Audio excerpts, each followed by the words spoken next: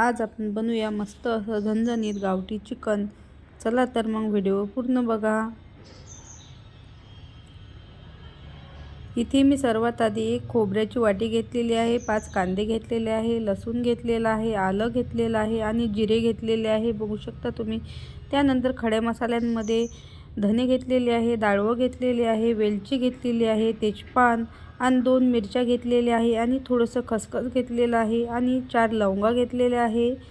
इथे मी 1 किलो चिकनमध्ये थोडीशी हळद घालून घेतलेली आहे आणि मीठ घालून घ्यायचं आहे। छान असं मिक्स करून 10 मिनिटं असंच ठेवायचं आहे। त्यानंतर चुलीमध्ये कांदे भाजत ठेवायचे आहे आणि खोबऱ्याची वाटीसुद्धा कांदे चुलीमधून काढून घ्यायचे आहे आणि सर्व वाटण छान असं वाटून घ्यायचं आहे। वाटताना थोडीशी कोथिंबीर घालायची आहे आणि छान असं वाटून घ्यायचं आहे। त्यानंतर इथे मी 2 पळ्या तेल गरम करून घेतलेलं आहे आणि तयार करून घेतलेलं वाटण छान असं तेल सुटेपर्यंत परतवून घ्यायचं आहे।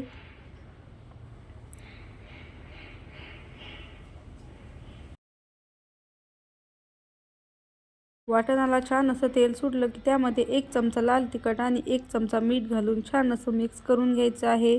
1 चमचा भरून चिकन मसाला घालून मॅरिनेशन केलेलं चिकन घालून घ्यायचं आहे आणि सर्व चिकन मस्त असं मसाल्यामध्ये मिक्स करून घ्यायचं आहे 2 मिनिटं।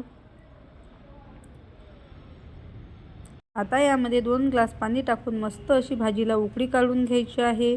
बघू शकता तुम्ही मस्त अशी भाजी बनवून तयार झालेली आहे। 4 ते 5 मिनिटं शिजवून घ्यायची आहे। थोडासा चिकन मसाला उकळीमध्ये घालून घ्यायचा आहे। मस्त अशी झणझणीत भाजी बनवून तयार झाली।